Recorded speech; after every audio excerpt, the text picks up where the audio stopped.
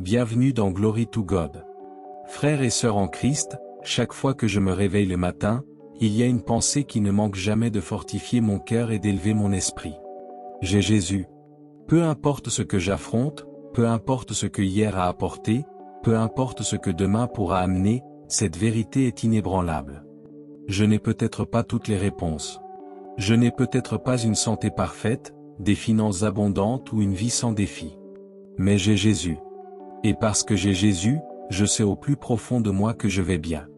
Mon ami, je veux partager avec toi aujourd'hui que le fait d'avoir Jésus ne signifie pas que la vie sera exempte de tempêtes.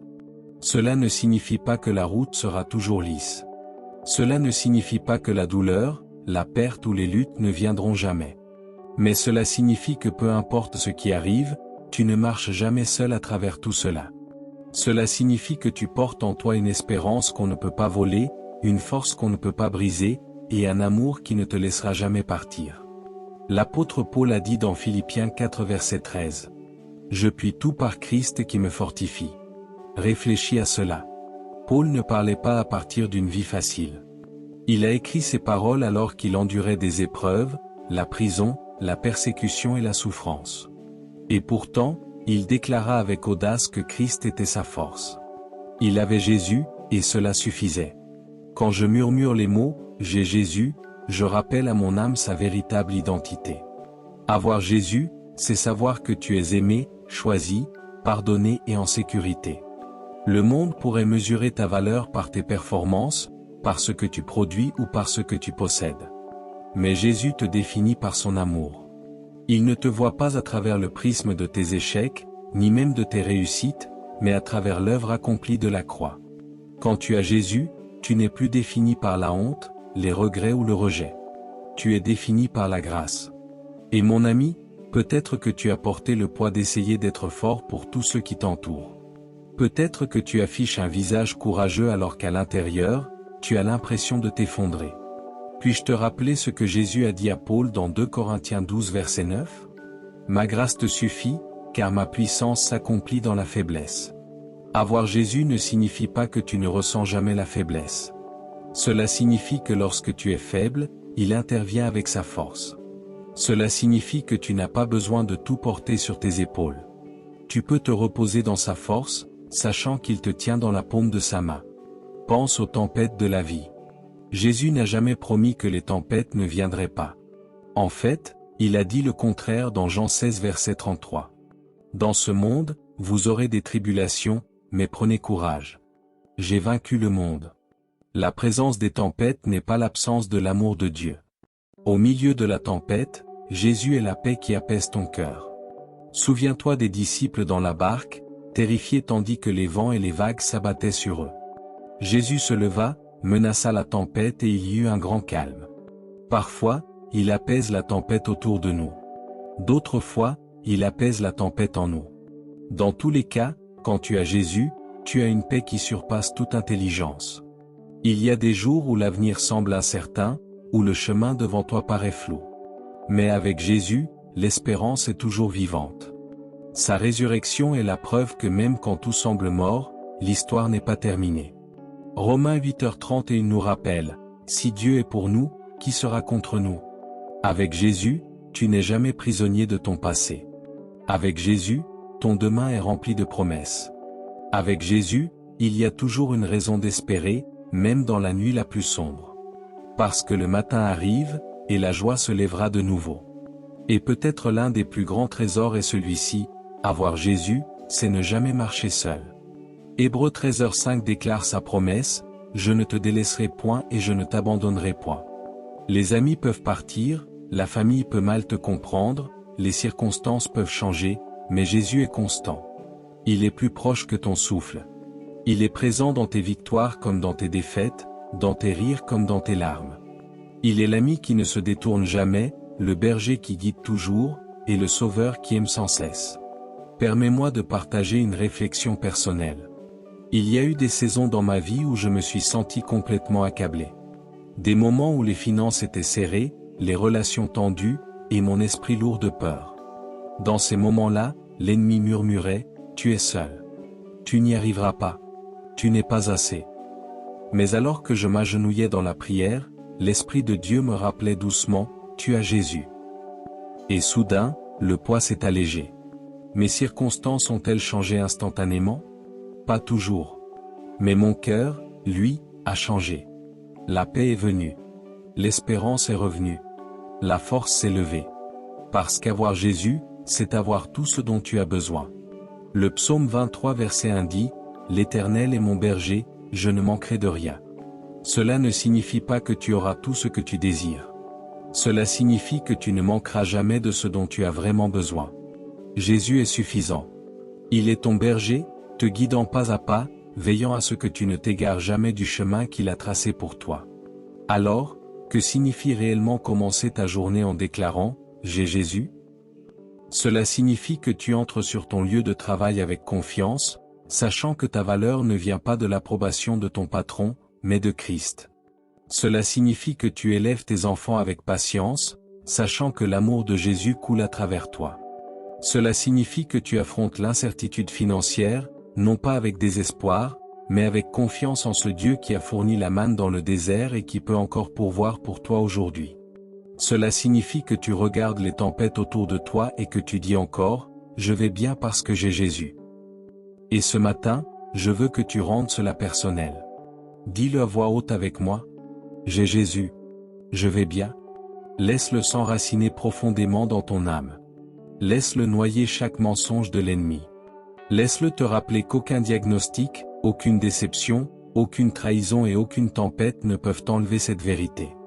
Avoir Jésus ne signifie pas que la vie sera facile. Mais cela signifie que lorsque la vie semble impossible, il ouvre un chemin. Quand tu te sens non aimé, il t'enveloppe dans ses bras. Quand tu te sens sans espoir, il te rappelle le tombeau vide. Quand tu te sens fatigué, il relève ta tête. Mon ami, ta vie peut sembler sombre en ce moment, mais je te promets ceci, Dieu est encore en train d'écrire une belle histoire. Et le centre de cette histoire, c'est Jésus. Tant que tu l'as, il y a de la lumière. Tant que tu l'as, il y a de l'espérance. Tant que tu l'as, tu iras bien. Alors aujourd'hui, alors que tu commences cette nouvelle matinée, ancre ton âme dans cette vérité. Murmure-la à toi-même quand le doute surgit. Dis-la sur tes enfants. Déclare-la sur ta maison. Écris-la dans ton journal. Colle-la sur ton miroir. Laisse les mots « J'ai Jésus » devenir ton chant. Parce que si tu as Jésus, tu as déjà la victoire. Et maintenant, alors que nous nous préparons à prier ensemble, je t'invite à faire une pause et à réfléchir. Dans quel domaine de ta vie dois-tu te rappeler que tu as Jésus? Est-ce dans tes finances? Dans ta santé? Dans tes relations? Dans ton cœur? Quoi que ce soit, apporte-le devant lui aujourd'hui. Dépose-le à ses pieds et déclare avec une foi audacieuse. Seigneur, je t'ai-toi. Et parce que je t'ai-toi, je vais bien. Seigneur, ce matin, j'élève ma voix, mon cœur et tout mon être vers toi. Parce que t'avoir signifie que je ne suis jamais seul. Même dans le silence, quand le monde semble lourd, quand ma chambre paraît vide et que mon cœur tremble, je sais que tu es avec moi. Tu as promis dans Hébreux 13 verset 5, « Je ne te délaisserai point et je ne t'abandonnerai point. » Je m'attache à cette vérité. Je ne vois peut-être pas avec mes yeux physiques, mais avec les yeux de la foi, je sais que ta présence m'entoure. Seigneur, je te remercie parce que la solitude ne peut pas me posséder. L'abandon ne peut pas me vaincre. La peur ne peut pas me paralyser parce que je t'ai toi. Et si je t'ai toi, j'ai tout ce dont j'ai besoin. Père, je bénis ton saint nom parce que tu es ma force quand je suis faible. Il y a des jours où mon corps est épuisé, où mon esprit est brisé, où mes pensées m'écrasent comme des chaînes. Mais dans ces moments-là, je me souviens de ce que Paul a déclaré dans Philippiens 4h13. Je puis tout par Christ qui me fortifie. Toi, Seigneur, tu es ma source cachée d'énergie. Tu me relèves quand je trébuche. Tu me portes quand je ne peux plus marcher. Tu combats pour moi quand je ne peux pas combattre. Je te bénis parce que la faiblesse n'est pas ma fin, mais la scène où ta puissance éclate. Je te bénis parce que je n'ai pas besoin de prétendre être fort. Je peux être honnête dans ma brisure, sachant que ton esprit comble chaque vide. Je te bénis parce que tu es une force qui ne s'épuise jamais, une puissance qui ne se tarit jamais. Jésus, je t'élève gloire parce que tu es ma paix dans la tempête. Les vagues de l'anxiété peuvent s'abattre, les vents de la peur peuvent hurler, et les tempêtes de la vie peuvent m'ébranler jusqu'au plus profond. Mais comme tu as calmé la mer d'un seul commandement, tu calmes aussi mon cœur. Ta paix n'est pas le silence fragile des circonstances, mais l'immuable tranquillité de ta présence. Dans Jean 14 verset 27, tu as dit, « Je vous laisse la paix, je vous donne ma paix. » Aujourd'hui je t'élève gloire, car même quand le chaos fait rage, je ne suis pas anéanti. Tu es l'ancre qui me maintient ferme. Tu es le calme qui fait taire mes peurs. Tu es le prince de la paix. Et parce que je t'ai toi, aucune tempête ne peut m'engloutir. Seigneur, je t'élève louange parce que tu définis mon identité, et non pas mon passé. Le monde peut m'appeler par mes erreurs, mes échecs, mes blessures, mais toi, tu m'appelles par mon nom. Tu m'appelles bien-aimé, choisi, pardonné, racheté.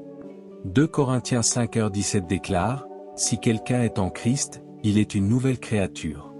Les choses anciennes sont passées, voici, toutes choses sont devenues nouvelles. » Je refuse d'être défini par les chaînes qui autrefois me liaient ou par la honte qui me marquait. Je t'élève louange parce que tu as réécrit mon histoire. Je t'élève louange parce que mes cicatrices sont désormais des témoignages. Je t'élève louange parce que ma vie a un nouveau chant, un chant de rédemption, et non de regret. Père, permets-moi de marcher avec assurance dans cette nouvelle identité aujourd'hui. Sans reculer, sans douter, mais en embrassant la vérité, j'appartiens à toi, Dieu de grâce.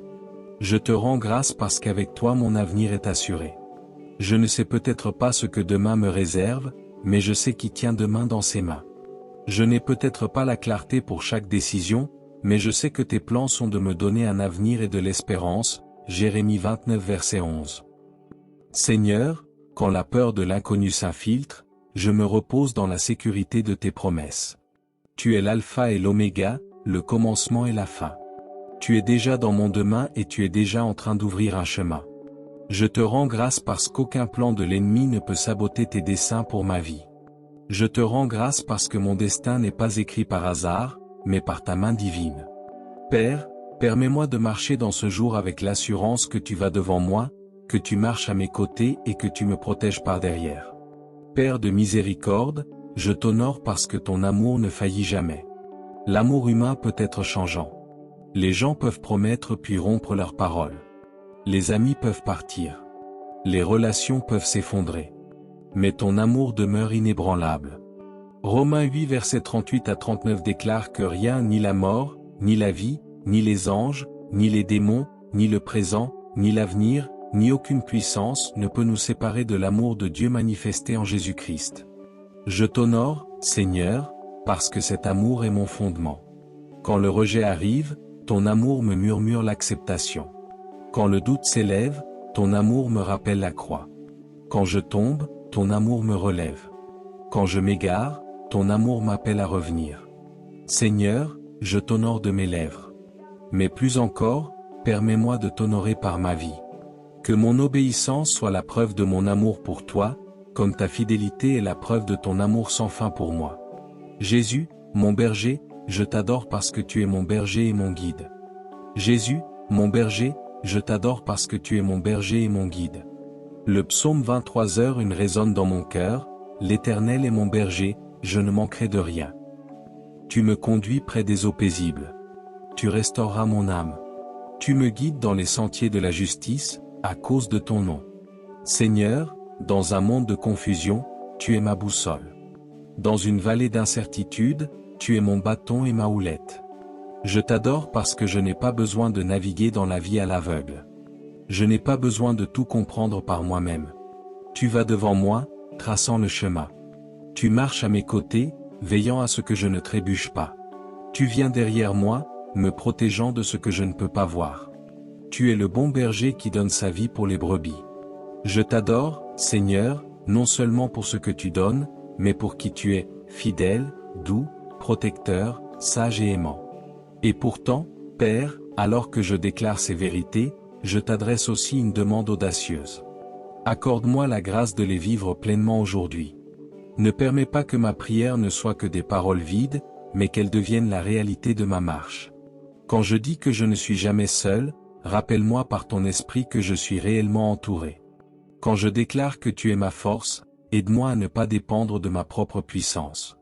Quand je t'élève comme ma paix, réduis au silence les peurs qui tentent de la voler. Quand je t'élève louange pour avoir défini mon identité, détruis les mensonges de la honte qui s'insinuent dans mes pensées. Quand je te rends grâce pour mon avenir assuré, aide-moi à résister à l'anxiété. Quand je t'honore pour ton amour infaillible, rends-moi capable de refléter cet amour envers les autres. Quand je t'adore comme mon berger, rends-moi sensible à la voix qui me conduit. Seigneur, je ne prie pas seulement pour moi. J'élève aussi devant toi chaque frère et chaque sœur qui entend cette prière en ce moment. Puisse-t-il connaître aussi la profondeur de ta présence, la puissance de ta force, la tranquillité de ta paix, la vérité de leur nouvelle identité, la sécurité de leur avenir, la puissance infaillible de ton amour, et la direction de la main de ton berger. Père, ouvre leur cœur pour que ce matin ne soit pas seulement une routine, mais une rencontre. Que ton esprit insuffle une vie nouvelle dans leurs os fatigués. Que ta parole soit comme un feu dans leur âme. Que leur matinée commence non par la peur, mais par la foi. Parce qu'aujourd'hui, Seigneur, nous t'avons toi. Et si nous t'avons toi, nous avons assez. Nous avons la force pour aujourd'hui. Nous avons la paix pour la tempête. Nous avons l'espérance pour demain. Nous avons un amour qui ne finit jamais. Nous avons un berger qui ne nous quitte jamais. Nous avons un sauveur qui ne faillit jamais. Nous avons Jésus, et cela signifie véritablement que nous allons bien. Seigneur, ce matin je me réjouis parce que tu transformes ma douleur en but. Les blessures que je pensais me briser, les cicatrices que je croyais me définir pour toujours, tu les as utilisées pour bâtir en moi de la force, de la compassion et un témoignage. Ce que l'ennemi avait destiné pour le mal, tu l'as transformé en bien, tout comme tu l'as fait pour Joseph quand il fut trahi, vendu et oublié. Sa douleur est devenue la plateforme de son appel. Et de la même manière, tu es en train d'écrire un dessin dans les chapitres mêmes que je voulais autrefois effacer. Je me réjouis parce que ma douleur n'est pas gaspillée. Chaque larme a été recueillie dans ton outre. Chaque cri dans l'heure de minuit est parvenu jusqu'à ton trône. Et chaque vallée que j'ai traversée m'a façonné pour me tenir debout sur la montagne que tu avais préparée. Je te rends grâce parce que ta présence me remplit de courage. La peur tremble lorsque ton esprit arrive. L'anxiété disparaît lorsque ta paix s'installe. Seigneur, je te rends grâce parce que le courage n'est pas l'absence de peur, mais l'assurance que tu es plus grand que toute peur. Comme Josué, qui tremblait à l'idée de conduire ton peuple, tu as murmuré. Sois fort et courageux, car l'Éternel ton Dieu sera avec toi partout où tu iras. Ce matin, je m'accroche à cette même promesse. Je te rends grâce parce que le courage ne vient pas de moi. Il vient de toi, Emmanuel, Dieu avec nous. Je te rends grâce parce que ta présence chasse la solitude, remplit le silence de paix et fortifie mon cœur pour marcher avec assurance dans la journée qui s'ouvre. Je te loue parce que tu ne m'abandonnes jamais et ne me délaisses pas. D'autres peuvent partir. Les amis peuvent décevoir. La famille peut mal comprendre. Mais tu demeures dans les nuits les plus sombres, dans les batailles les plus longues, dans les tempêtes les plus lourdes. Ta présence ne se retire jamais. Seigneur, je te loue parce que ma confiance n'est pas dans des hommes qui peuvent me trahir, mais dans le Dieu qui n'abandonne jamais ses enfants. Les Israélites ont marché 40 ans dans le désert, et pourtant tu les as conduits par une colonne de nuée le jour et par une colonne de feu la nuit. Tu ne les as jamais abandonnés, et tu ne m'abandonneras jamais. Je te loue parce que même lorsque je m'égare, même lorsque je trébuche, ton amour me poursuit. Je te loue parce que j'appartiens au Dieu fidèle hier, aujourd'hui et éternellement. J'élève mon cœur parce que tu es mon espérance éternelle. Le monde peut offrir des consolations temporaires, des plaisirs éphémères et des assurances superficielles, mais tu es l'espérance qui ne s'éteint jamais. Mon espérance n'est pas dans la chance, le hasard ou la force humaine. Mon espérance est ancrée dans la croix et assurée dans le tombeau vide. Parce que Jésus vit, je peux affronter demain. Parce que Jésus règne, je peux marcher aujourd'hui avec confiance.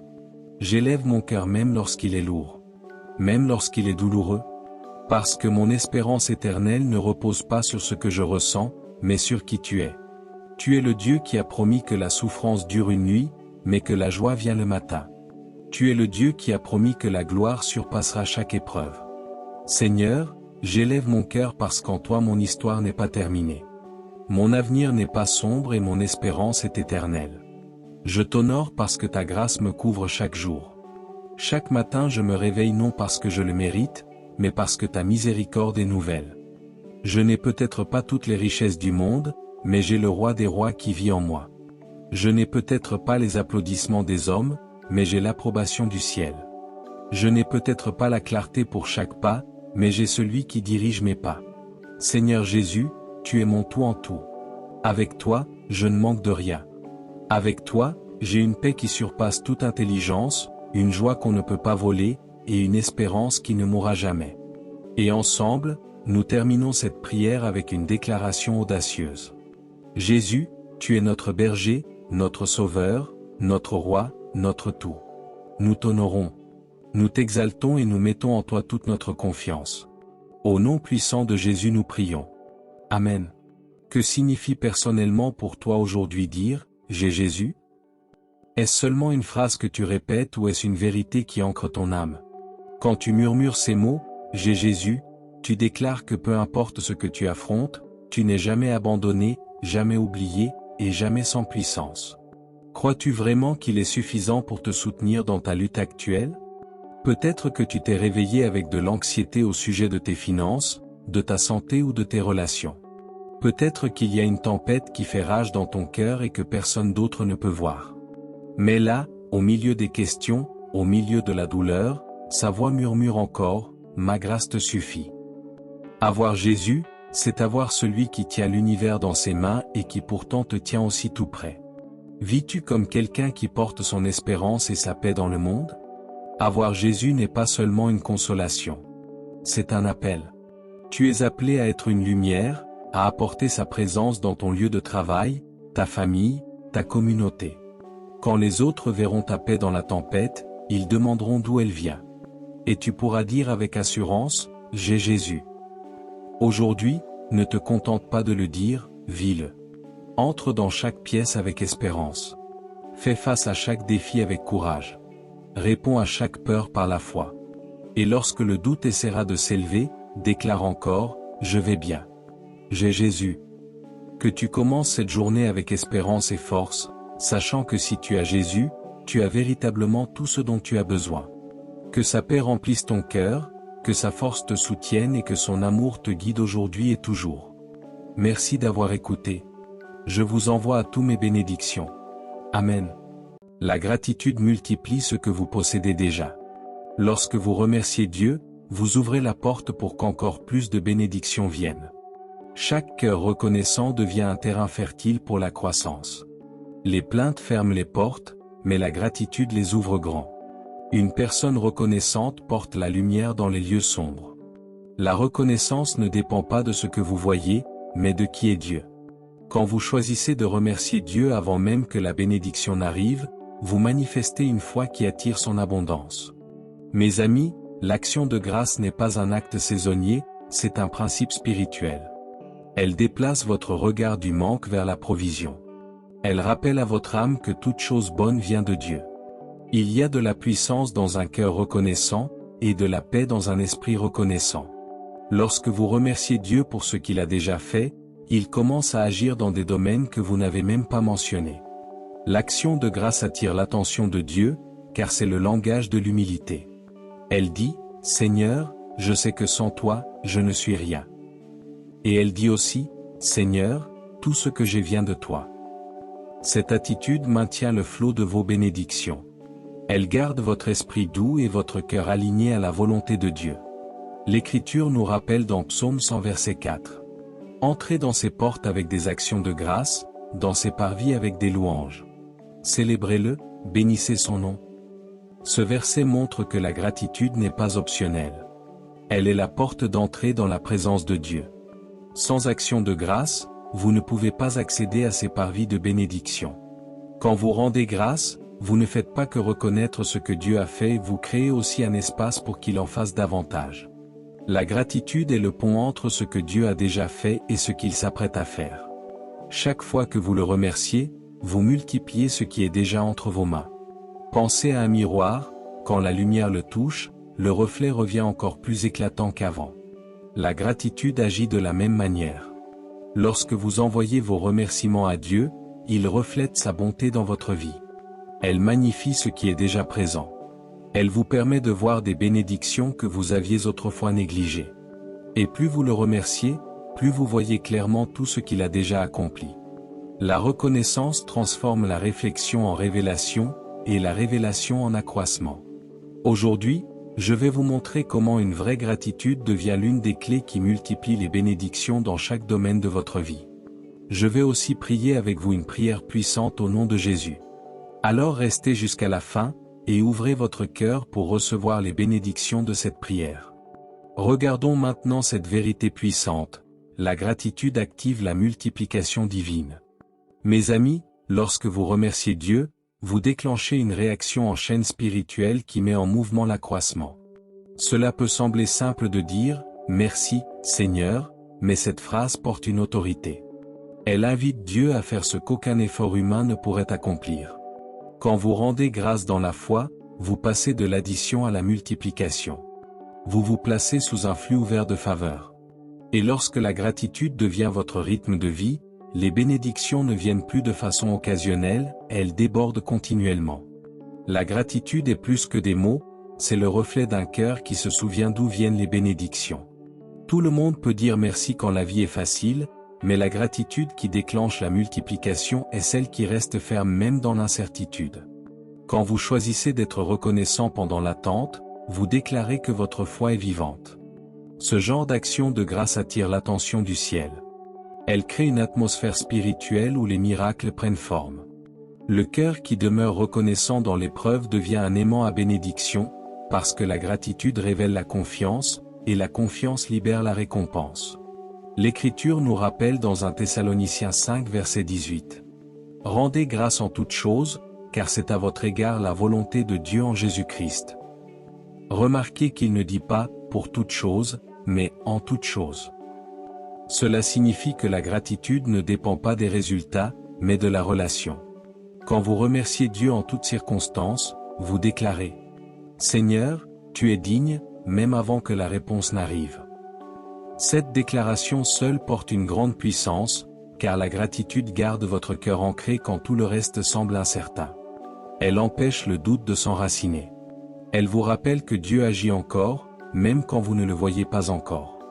Une autre écriture, dans Philippiens 4 verset 6, dit « Ne vous inquiétez de rien, mais en toute chose, faites connaître vos besoins à Dieu par des prières et des supplications, avec des actions de grâce. » Remarquez encore que l'action de grâce est mentionnée avec la prière. Ce n'est pas une coïncidence. Cela montre que la gratitude est la porte de la paix. Quand vous priez sans reconnaissance, l'inquiétude reste proche. Mais quand vous priez avec gratitude, la paix prend sa place. La gratitude change le son de votre prière. Elle transforme la peur en confiance, elle apporte le repos à votre âme avant même que la réponse n'arrive. Regardons maintenant l'exemple d'Ézéchias. Son histoire, dans 2 Rois 20 versets 1 à 6, nous donne une image vivante de la manière dont la gratitude et la foi travaillent ensemble. Ézéchias avait reçu du prophète Ésaïe un message clair, sa vie arrivait à sa fin. Mets ta maison en ordre, car tu vas mourir et tu ne vivras plus. Mais Ézéchias ne paniqua pas. Il tourna son visage vers le mur et se mit à parler à Dieu. Il rappela à Dieu sa fidélité, sa dévotion, et son cœur envers lui. Il pria avec ferveur, non pas avec colère, mais avec souvenir et révérence. Et avant qu'Ésaïe ne sorte de la cour, Dieu parla de nouveau. « J'ai entendu ta prière, j'ai vu tes larmes, voici, je te guérirai. » Puis Dieu ajouta 15 années à la vie d'Ézéchias. C'est cela, la multiplication par la miséricorde. La gratitude pour la bonté de Dieu devint la porte d'une vie prolongée. Après cette guérison, la reconnaissance d'Ézéchias remplit tout son royaume. Il loua Dieu publiquement, il éleva des chants d'action de grâce pour rappeler au peuple d'honorer le Seigneur qui restaure. Sa gratitude n'a pas seulement multiplié ses années de vie, elle a aussi multiplié la paix dans sa nation. Lorsqu'un seul homme remercie Dieu sincèrement, ceux qui l'entourent sont bénis. C'est l'effet d'onde de la gratitude, elle ne s'arrête pas à l'individu, elle se répand. Un cœur reconnaissant peut changer l'atmosphère d'un foyer entier, d'une communauté entière.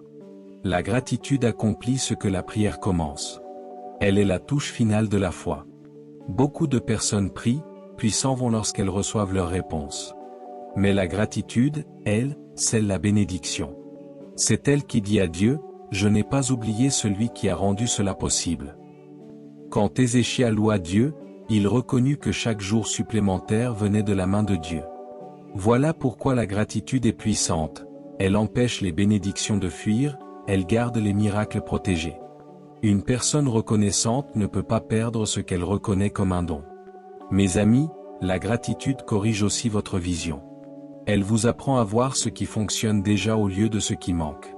Elle ouvre vos yeux aux miséricordes silencieuses qui passent souvent inaperçues. Chaque souffle du matin, chaque retour sain et sauf, chaque repas sur la table. Ce ne sont pas de petites choses, mais des preuves quotidiennes de la sollicitude divine. La gratitude vous aide à comprendre que l'abondance ne se mesure pas seulement à ce que vous possédez, mais aussi à la paix qui vous entoure. Quand vous remerciez Dieu pour ces petites choses, vous créez de la place pour de plus grandes choses car la gratitude fait croître tout ce qu'elle touche. Le cœur ingrat est comme un vase fermé. Peu importe combien on y verse, il ne déborde pas. Mais un cœur reconnaissant reste ouvert, il reçoit, il déborde, et il bénit les autres.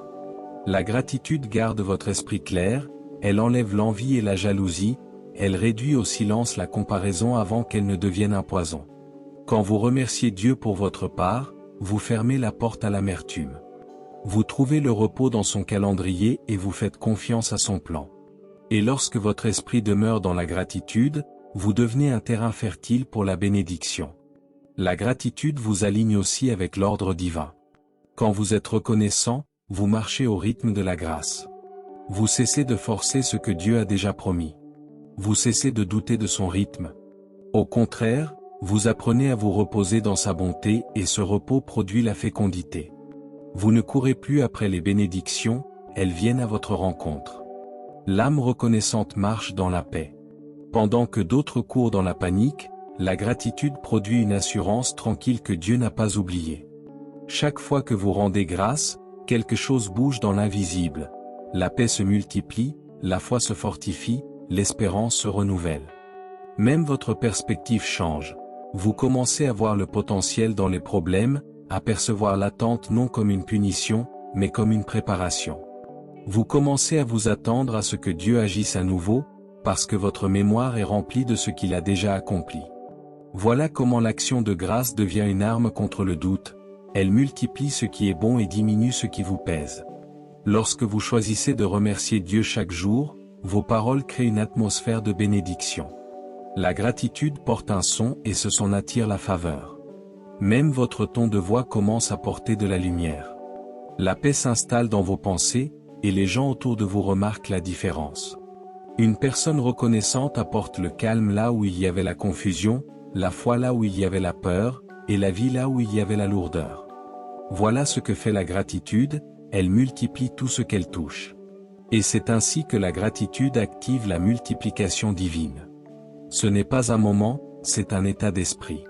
Ce n'est pas un acte ponctuel, c'est une manière de vivre.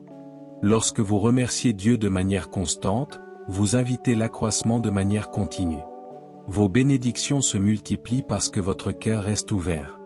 Votre joie s'élargit parce que votre regard reste pur. Et votre foi grandit parce que vos yeux demeurent fixés sur le donateur. La véritable gratitude n'est pas une émotion, c'est une décision, celle de se souvenir de la bonté de Dieu dans chaque situation. Et cette décision change tout.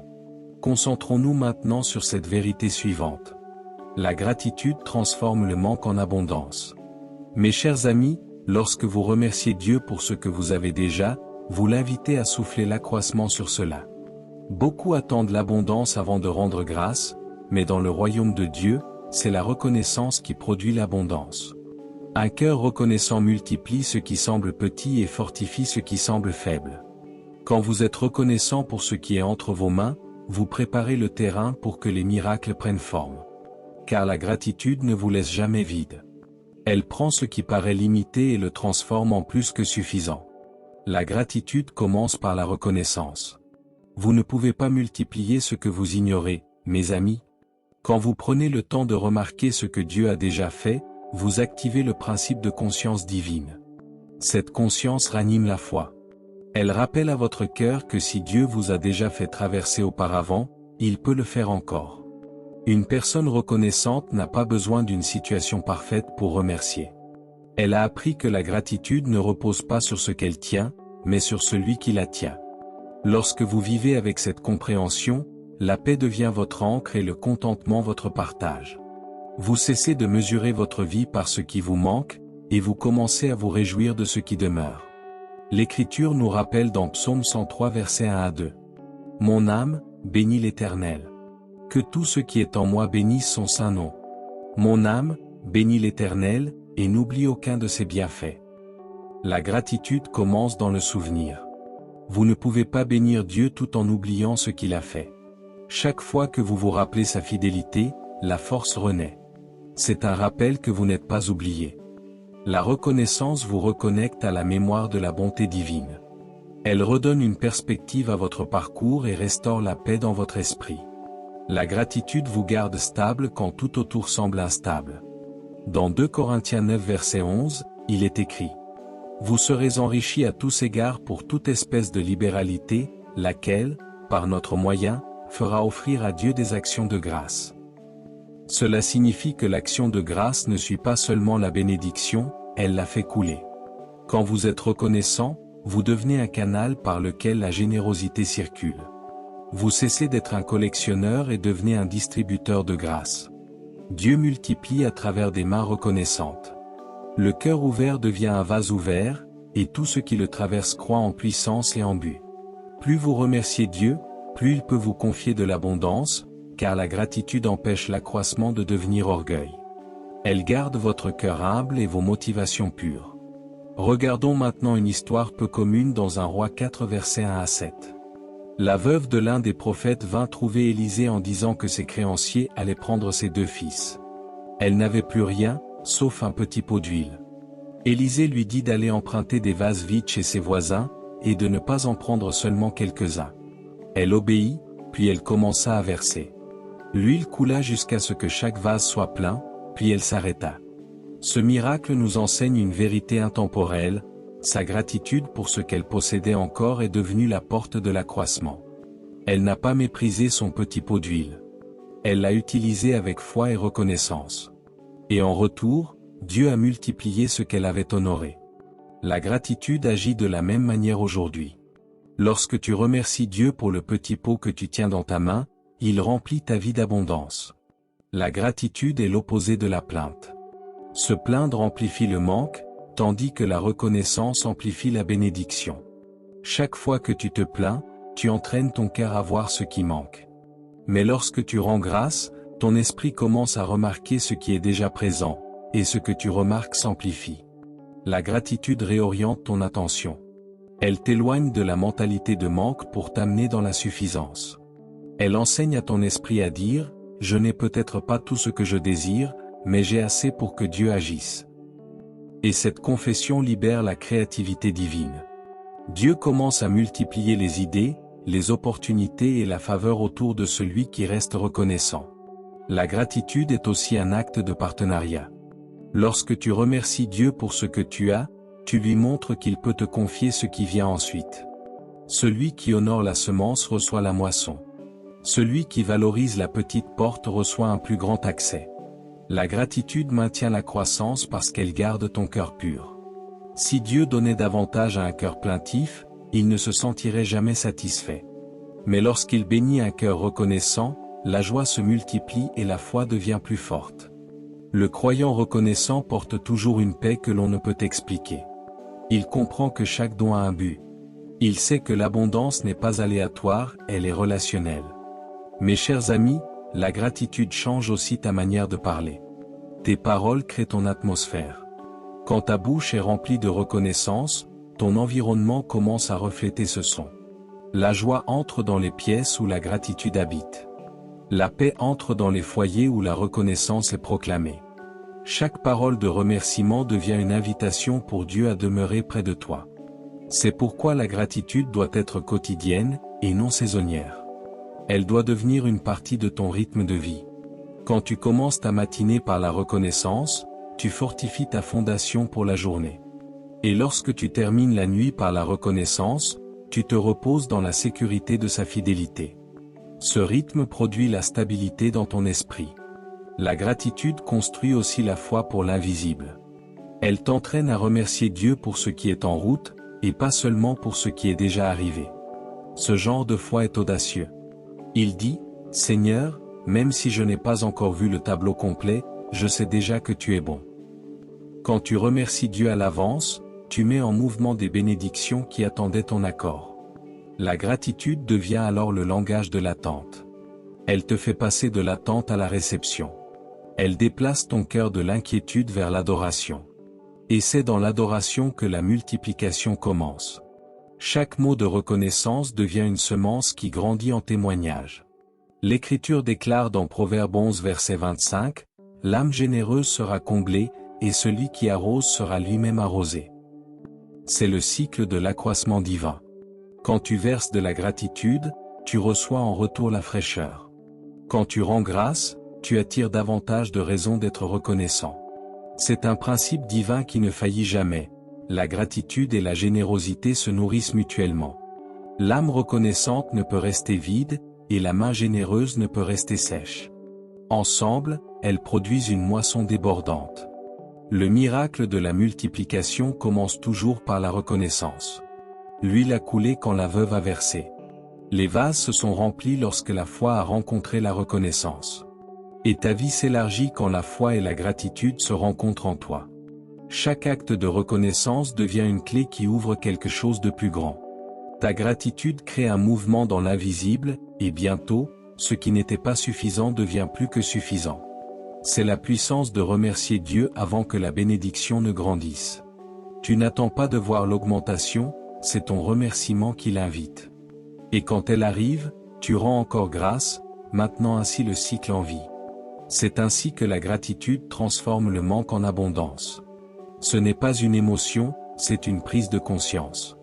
Ce n'est pas une réaction, c'est une révélation. Quand tu remercies Dieu pour ce qui semble petit, il te prouve que rien n'est petit entre ses mains. Quand tu honores ce qui reste, il le multiplie jusqu'à ce que cela déborde. La gratitude prend ce qui était limité et le transforme en héritage. Prions notre Dieu plein de grâce et d'amour. Père céleste, Dieu tout-puissant, je bénis ton saint nom. Tu es digne de louange, d'honneur et de gloire pour toujours. Tu es le donateur de la vie et de tout ce qui est bon.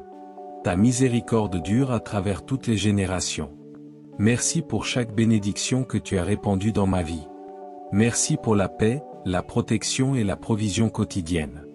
Merci pour la force lorsque je suis faible, et pour l'espérance qui ne s'éteint jamais. Tu as été fidèle, Seigneur, et je t'en suis reconnaissant. Seigneur, je te demande pardon pour chaque péché. Pardonne-moi pour les moments où j'ai murmuré au lieu de te remercier. Pardonne-moi d'avoir négligé les bénédictions qui venaient de ta main. Et comme tu m'as pardonné, moi aussi, je pardonne aux autres. Je relâche tout fardeau, et je choisis la paix. Père, enseigne-moi à garder un cœur reconnaissant chaque jour. Aide-moi à marcher dans la joie, même dans les saisons d'attente. Que mes paroles soient remplies de gratitude et mes pensées remplies de foi. Que ma vie reflète ta bonté dans tout ce que je fais. Je déclare au nom de Jésus que la reconnaissance remplira ma maison. Le doute et les plaintes n'y auront pas de racines. Je te remercie pour la puissance de ta paix qui apaise chaque tempête. Je te rends grâce parce que ta joie est ma force, et ta faveur m'entoure comme un bouclier. Je reçois tout don bon et parfait que tu as préparé pour moi. Seigneur, je te demande de restaurer ce qui a été brisé et de remplir ce qui était vide. Au nom de Jésus, je marche dans l'abondance, car tu es mon Jéhovah-Jireh. Seigneur, je te rends grâce pour la guérison dans mon corps. Merci de renouveler ma force et de rafraîchir mon âme. Que chaque cellule, chaque organe et chaque partie de mon être soit fortifiée dans ta présence. Tu es mon guérisseur, et par ta puissance, je suis rétabli. Je déclare la guérison sur mon esprit, mes émotions et mes souvenirs. Je ne vivrai plus dans la douleur du passé, car la gratitude a réécrit mon histoire. Merci, Seigneur, parce que la guérison coule là où vit la reconnaissance. Père, je te remercie pour la délivrance. Merci de m'avoir libéré de tout fardeau qui me retenait.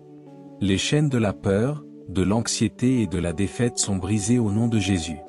Je te rends grâce pour la liberté dans mes pensées et la victoire dans mon esprit. Tu m'as appelé à me lever et à marcher dans la joie. Je déclare que tout plan ténébreux contre moi est annulé au nom de Jésus. Aucune arme forgée contre moi ne prospérera. Seigneur, renverse toute malédiction prononcée sur ma vie. Que la gratitude garde mon cœur et que la paix règne dans ma maison. Seigneur, je te rends grâce pour ta protection. Que tes anges m'entourent, moi et mes proches. Qu'aucun mal ne s'approche de notre demeure. Couvre-nous de ta main puissante. Où que nous allions, que ta présence aille avec nous. Merci, Seigneur, car ta parole demeure ma défense. Je ne craindrai rien, car tu es toujours avec moi. Père, je te rends grâce pour les percées. Les murailles qui semblaient inébranlables tombent au nom de Jésus. De nouvelles opportunités s'ouvrent. Ton timing est parfait, et tes plans pour moi sont bons. Je te rends grâce car les retards se transforment en délivrance. Ce qui était un obstacle devient une bénédiction. Merci, Seigneur, car les miracles sont en chemin, même ceux que je n'ai pas encore vus. Je marche avec assurance dans chaque promesse que tu as prononcée. Je te rends grâce pour la victoire dans chaque bataille. Merci pour la sagesse. Quand la confusion tente de s'élever, je sais qu'aucune saison ne se terminera par la défaite, car tu as déjà inscrit la victoire sur ma vie, et par la reconnaissance, j'entre dans sa plénitude. Seigneur, je te présente mes proches. Couvre-les de paix, de faveur et de sécurité. Que la reconnaissance remplisse leur cœur. Que notre maison soit connue pour la joie et non pour la tristesse. Que nos paroles reflètent toujours la foi et non la peur. Fais de nous des témoins de ta bonté partout où nous allons. Seigneur, alors que je dis cette prière avec tous ceux qui écoutent, je te rends grâce pour chaque cœur qui s'ouvre devant toi en ce moment. Nous venons dans l'accord, priant les uns pour les autres. Nous te remercions pour la restauration, la guérison et la paix. Nous te remercions parce que tes bénédictions se multiplient sur nos vies. Nous te remercions parce que la gratitude répand la joie dans chaque foyer. Seigneur, que les miracles viennent là où il y avait le manque. Que la paix vienne là où il y avait la confusion. Que la percée vienne là où il y avait le retard. Nous déclarons ensemble, au nom de Jésus, que nos cœurs ne se lasseront pas. Nous ne perdrons pas la foi. Nous ne cesserons pas de rendre grâce. Chaque jour commencera et se terminera par la gratitude. Nous recevons une nouvelle force, une nouvelle miséricorde et une nouvelle espérance. Nous réclamons l'abondance, la protection et la faveur au nom de Jésus. Nous marchons dans la guérison divine et la restauration complète. Nous nous réjouissons de tout ce que tu as fait et de tout ce que tu continues à faire. Seigneur, nous te donnons tout honneur et toute louange, car à toi appartiennent le règne, la puissance et la gloire au siècle des siècles. Merci, Seigneur, d'avoir entendu et exaucé ma prière. Au nom puissant de Jésus, je prie. Amen. Si cette prière t'a béni, écris le mot Amen dans la section des commentaires ci-dessous. Je déclare que toutes les bénédictions de cette prière reposent maintenant sur toi, au nom de Jésus. Tu peux nous aider à toucher davantage de personnes et à répandre l'évangile en partageant cette vidéo avec un ami ou un membre de ta famille, et en cliquant sur le bouton j'aime. Souviens-toi aussi de t'abonner à notre chaîne pour plus de vidéos qui béniront ton cœur et élèveront ton esprit. Nous te remercions pour tout ton soutien. Tu es béni pour être une bénédiction. N'hésite pas à laisser ta requête de prière dans la section des commentaires afin que nous puissions la présenter à Dieu pour ta bénédiction et ta victoire, et pour que d'autres croyants sur YouTube et dans le monde entier se joignent à nous pour prier pour toi dès maintenant. Tiens-toi dans la foi avec nous pendant que nous prions. À Dieu seul soit toute la gloire. Que la grâce et la paix de notre Seigneur Jésus-Christ soient avec vous tous. Ce matin, je veux te dire que les oiseaux ne s'agitent pas pour leur prochain repas. Ils ne s'inquiètent pas du lendemain. Les fleurs ne luttent pas et ne s'efforcent pas de fleurir. Elles s'ouvrent simplement, tranquillement, naturellement, en faisant confiance à la lumière qui vient à elles. Et pourtant Jésus nous rappelle, votre Père céleste les nourrit, les revêt, les entoure de beauté, et vous valez bien plus encore. Alors pourquoi portes-tu tant de fardeaux? Pourquoi essaies-tu si fort de tout maintenir ensemble? Ce matin, je t'invite à faire une pause, à respirer, à revenir à cette douce vérité, Dieu ne t'a jamais demandé de performer pour obtenir son amour. Tu n'as pas besoin de lutter. Tu peux simplement être. Que ce soit le moment où tu cesses d'essayer de tout faire par toi-même, et que tu commences à le laisser être ton tout. Exister simplement. Être présent. Laisser Dieu faire le reste. Mais avant de prier, apaisons nos cœurs et penchons-nous sur la parole, car même dans le silence, Dieu parle. Laisse ces écritures t'envelopper comme une paix ce matin. Matthieu 6 versets 26 à 27 dit. Regardez les oiseaux du ciel. N'êtes-vous pas beaucoup plus précieux qu'eux? Il y a quelque chose de profondément humble dans le fait de regarder un oiseau en plein vol. Il ne s'inquiète ni de la direction ni de la destination. Il se laisse simplement porter, guidé par un vent invisible, ancré dans une confiance intérieure que la provision l'attendra quand il se posera. Jésus ne nous donnait pas seulement une leçon de nature. Il nous ramenait à l'identité. Il disait, « Regardez comment je prends soin d'eux, et souvenez-vous ensuite de qui vous êtes pour moi. » Beaucoup d'entre nous se réveillent avec l'esprit déjà en ébullition, le cœur courant un marathon avant même de sortir du lit. Nous vivons comme si tout dépendait de nos efforts, de notre agitation, de notre planification. Mais ce verset vient doucement confronter cette mentalité avec une meilleure question. Crois-tu que tu es précieux pour Dieu? Pas à cause de ce que tu fais, mais à cause de qui tu es. Ce passage ne promet pas que nous n'aurons jamais de besoin. Mais il promet que nous avons un Père qui les voit avant même que nous les exprimions. Les oiseaux ne sont pas passifs. Ils bougent. Ils cherchent. Ils chantent. Mais ils ne s'inquiètent pas. C'est là toute la différence. Et c'est là l'invitation. Alors aujourd'hui, lève les yeux, regarde les oiseaux, écoute le murmure. Tu as plus de valeur. Tu es vu. Tu es en sécurité. Laisse cette vérité desserrer tes poings et apaiser ton souffle. Le repos ne se mérite pas. Il est donné. Et Dieu est toujours ton pourvoyeur.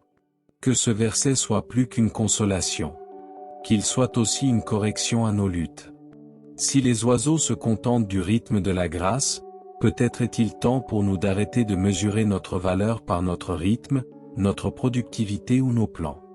Peut-être est-il temps de simplement faire confiance au fait que Dieu est déjà en avance sur nous. Et quand nous le faisons, nous découvrons que la paix n'est pas quelque chose que nous devons poursuivre. C'est quelque chose dans laquelle nous avons toujours été invités. Exode 14h14 nous rappelle. L'Éternel combattra pour vous, et vous, gardez le silence. Ce verset nous trouve dans le même état que celui où il a trouvé les Israélites, debout au bord de l'inconnu, piégés entre un ennemi qui les poursuivait et une mer infranchissable. La peur nous dit de fuir, de réparer, de faire quelque chose. Mais Dieu dit, reste tranquille. Pas parce qu'il n'y a rien à craindre, mais parce qu'il est déjà en action. La tranquillité n'est pas de l'inactivité. C'est une confiance divine. C'est dire, Dieu, je te fais confiance pour être Dieu. Et c'est l'un des endroits les plus difficiles pour un cœur qui aime le contrôle. Mais c'est aussi l'endroit où naissent les miracles. Peut-être qu'aujourd'hui tu fais face à quelque chose qui semble trop grand. Une situation que tu ne peux pas résoudre. Un combat que tu n'as pas choisi. Et tout en toi veut paniquer. Mon ami, respire. L'Éternel combat pour toi. Pas demain. Pas plus tard. Maintenant. Ta tranquillité n'est pas une reddition à la défaite. C'est une reddition à la délivrance. La tranquillité n'est pas un trait de personnalité. C'est une posture spirituelle. Et parfois, il faut plus de courage pour attendre tranquillement que pour agir impulsivement. La tranquillité nous invite à voir la main de Dieu à l'œuvre sans nous mettre en travers de son chemin. Quand Dieu dit qu'il combattra pour toi, il ne suggère pas un soulagement. Il le garantit. La question n'est pas de savoir s'il interviendra. La question est de savoir si nous resterons immobiles assez longtemps pour le voir agir. Crois que ta tranquillité crée l'espace pour que la gloire de Dieu soit vue dans toute sa plénitude. Ésaïe 26 verset 3 promet. À celui qui est ferme dans ses sentiments, tu assures la paix, parce qu'il se confie en toi. La paix semble souvent insaisissable, surtout lorsque nos pensées sont bruyantes de « si jamais » et de scénarios catastrophes. Mais Ésaïe parle d'un autre type de paix. Pas une paix passagère, ni circonstancielle, mais une paix parfaite. Et la clé? Un esprit ferme, un esprit qui fait confiance. À quoi cela ressemble-t-il? Cela ressemble au choix répété d'ancrer tes pensées dans le caractère de Dieu plutôt que dans ton chaos. Cela ressemble à entraîner ton âme à croire que même quand rien n'a de sens, Dieu en a toujours. Ce n'est pas facile, mais c'est ça. Nous sommes tellement habitués à chercher la paix à travers le contrôle. Si je peux réparer ceci, si je peux comprendre cela. Mais la paix n'est pas le fruit de la certitude. C'est le fruit de l'abandon. Elle pousse dans le sol de la confiance. Peut-être que ton esprit a été un champ de bataille ces derniers temps. Peut-être que tu es épuisé par les boucles mentales et les spirales émotionnelles. Laisse ce verset devenir ta prière de respiration. Tu m'assureras la paix, car je me confie en toi.